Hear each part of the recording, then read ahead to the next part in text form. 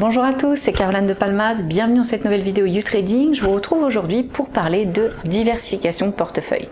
C'est parti.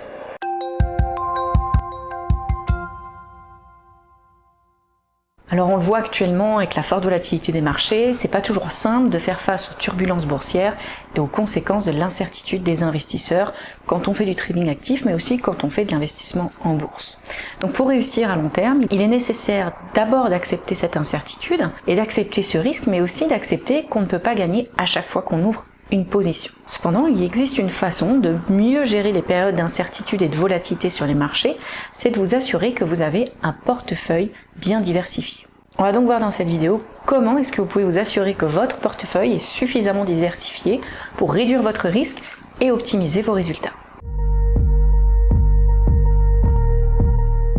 Le concept de diversification de portefeuille a été popularisé dans les années 50 avec la théorie du portefeuille moderne de Harry Markowitz, qui permet aux investisseurs de constituer un portefeuille d'actifs en maximisant le rendement attendu pour un niveau de risque donné.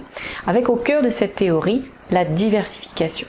La diversification, qu'est-ce que c'est ? C'est une stratégie d'allocation de portefeuille, d'allocation d'actifs qui va viser à minimiser le risque idiosyncratique en détenant des actifs qui ne sont pas parfaitement corrélés positivement. Alors je vous rappelle que le risque idiosyncratique, également appelé risque non systémique, c'est le risque inhérent à l'investissement dans un actif spécifique, par opposition au risque qui affecte l'ensemble du marché, l'ensemble de vos positions, que l'on appelle le risque systémique. Les investisseurs peuvent donc atténuer les risques idiosyncratiques en diversifiant leur portefeuille d'investissement, parce qu'une perte d'un actif est susceptible de compenser par la hausse d'un autre actif au sein d'un même portefeuille. On dit que ces deux actifs sont négativement corrélés, c'est-à-dire qu'ils évoluent dans des directions opposées. Un portefeuille bien diversifié est donc théoriquement un portefeuille moins risqué, puisque le capital investi n'est pas placé dans un seul véhicule financier ou une seule classe d'actifs ou un seul secteur d'activité, mais il est réparti entre différents types d'investissements, différents secteurs, différentes classes d'actifs ou encore différents pays, puisque tous ne réagissent pas de la même manière, par exemple aux événements mondiaux. Votre portefeuille est ainsi mieux protégé en cas de forte volatilité, de panique, de krach boursier ou de turbulences sur les marchés financiers. Tout d'abord, vous devez objectivement analyser la manière dont vous avez alloué votre capital au sein de votre portefeuille. Par exemple, posez-vous quelques questions comme: est-ce que vous êtes exposé à une seule classe d'actifs ? Est-ce que vous avez investi sur un seul secteur d'activité ?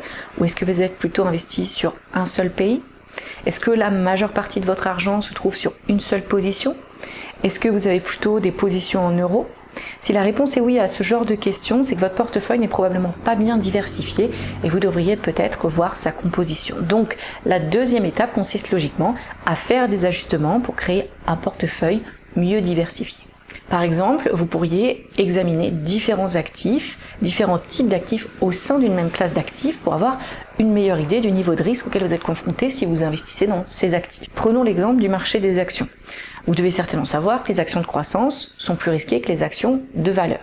Vous devez également savoir qu'en fonction du type d'action que vous allez choisir, le potentiel de risque et le potentiel de rendement ne sont pas les mêmes. Par exemple, une multinationale, une blue chip, est beaucoup moins risquée qu'une entreprise à faible capitalisation boursière ou penny stocks. Comme on l'a dit précédemment, un moyen efficace de diversifier votre portefeuille, c'est d'investir dans des actifs qui ne sont pas corrélés ou qui sont négativement corrélés. Essayez donc de trouver des actifs qui n'ont pas tendance à évoluer dans la même direction. Vous pouvez vous concentrer par exemple sur différents secteurs d'activité si vous investissez sur les actions majoritairement ou différentes industries.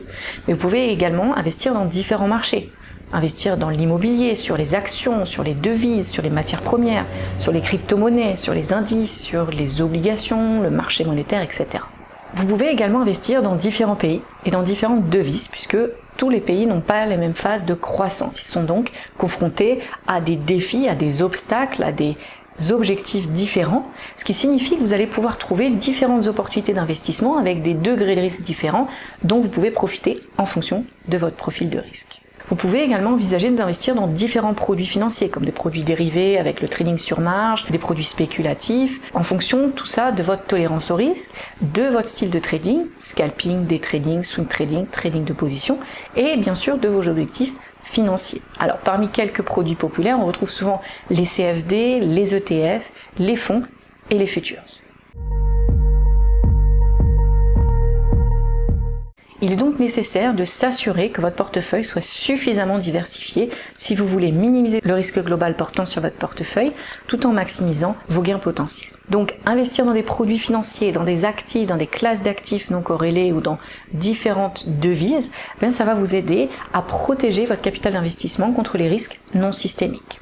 Mais n'oubliez pas qu'il est important de toujours prendre en considération votre plan de trading, votre aversion au risque et vos objectifs financiers pour vraiment prendre les meilleures décisions de trading pour vous et pour construire un portefeuille qui prend réellement en compte votre profil de trader. Pensez également à faire le point régulièrement sur la composition de votre portefeuille pour faire les rééquilibrages nécessaires afin que votre portefeuille continue de correspondre aux objectifs que vous avez définis tout en étant suffisamment diversifié pour éviter de poser vos positions à un risque croissant. Il est aussi important de rééquilibrer régulièrement votre portefeuille pour tenir compte de l'évolution de la situation macroéconomique, pour mieux préserver vos investissements et mieux choisir les actifs financiers les plus prometteurs.